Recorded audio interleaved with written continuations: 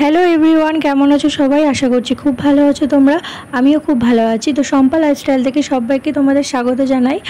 আজকে সকাল সকাল ঘুম থেকে উঠেছি, দেখতেই পাচ্ছ আকাশটা খুবই সুন্দর লাগছে। আকাশে একটু মেঘ ছিল না, আকাশটা খুবই পরিষ্কার ছিল সকাল থেকে, পরে হয়েছিল বৃষ্টিটা। আর এখানে দেখতে পাচ্ছ সকালে জলখাবার হচ্ছে, লুচি আর তরকারি করবো একটু, এটাই হচ্ছে সকালের জলখাবার হবে আমাদের। তারপরেই দুপুরে রান্নাবান্না করব।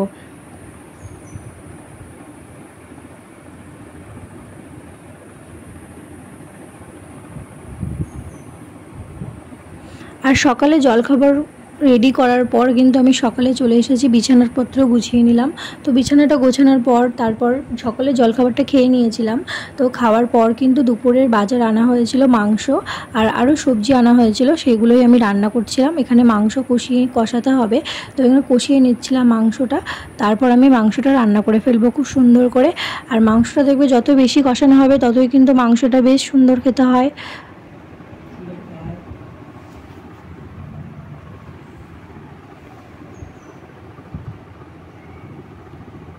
আর মাংসতে আমি কিন্তু একটু গুঁড়ো লঙ্কা দিইনি, শুকনো লঙ্কার গুঁড়ো একটুও নেই, সব কিছু কিন্তু আমি মাংসটা করেছি কাঁচা লঙ্কা দিয়ে। তো কাঁচা লঙ্কা দিয়ে মাংস করলে কিন্তু দারুণ হয়।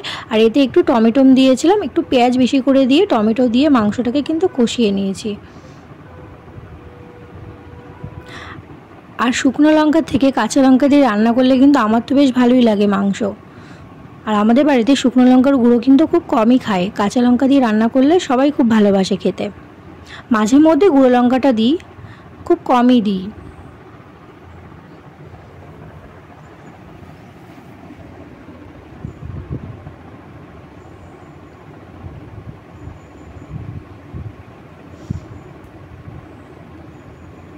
তো মাংসটা কিন্তু এদিক থেকে আমি কষিয়ে নিচ্ছি, তার আগে কিন্তু আমি করে নিয়েছিলাম ডাল,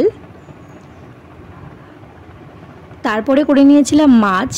তো মাছটা আগে রান্নাবান্না সব করে নিয়েছি। তারপরে কি রান্না করেছিলাম শাক ভাজা, লাল শাক ভাজা করেছিলাম।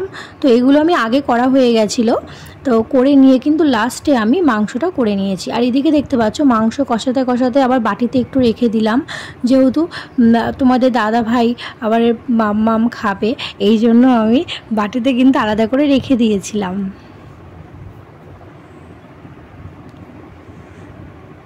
তো কষানো মাংস কিন্তু খেতে কিন্তু দারুণ লাগে, তাই একটু বাটিতে আমাকে বললো যে একটু রেখে দিতে, তাই একটু রেখে দিলাম। তারপর আমি কিন্তু ঝোলের জন্য জল দিয়ে দিয়েছি, ঝোলটাকে একটু ভালো করে ফোটাতে হবে, তারপর আমার হয়ে যাবে মাংস। তো তোমরা কে কে আছো এরকম চিকেন কষা খেতে খুব ভালোবাসো, কমেন্টে জানিও। আর এখানে দেখো